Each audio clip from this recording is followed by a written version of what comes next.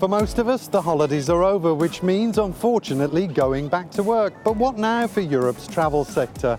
Hello and welcome to the programme. This week on Business Planet, we're exploring the lucrative Chinese tourism market.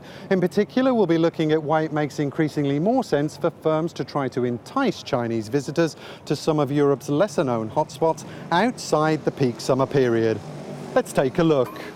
Dutch multimedia firm Neforma is a specialist in motion graphics and virtual reality. Last year, the company used its creative technology to produce a giant 3D show in the Chinese city of Xi'an. Held during the closing ceremony of the EU-China tourism year, the performance showcased some of Europe's less visited locations. Projection mapping is a technology that enables us to project very large-size video footage on an object or an ancient wall, like here in Xi'an. And the video footage that we used for this project showed lesser-known destinations in Europe. Promoting off the beaten track, out-of-season locations is seen as key for boosting Europe's travel sector.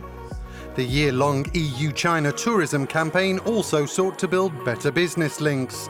So should SMEs be daunted by entering China? No, if you have a creative and innovative product, especially when it's new, you have a very good chance on the Chinese market. Last year saw more overseas visits to Europe than ever before. A part of that rise was down to Chinese tourists. While good for the economy in popular places like Barcelona, Venice and here in Amsterdam, the boom is not universally welcome.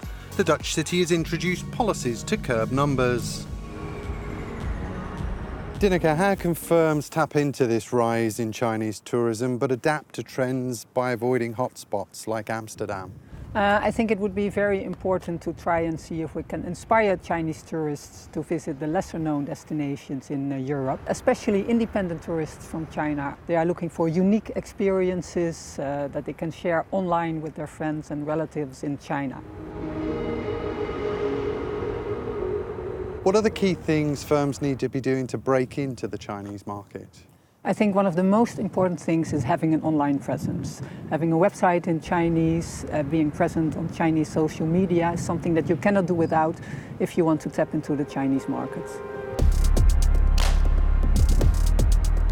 That's it for Business Planet. For more on what's being done to support Europe's tourism sector, go to our webpage. There we've got more expert insight from Dineke, who we just spoke to.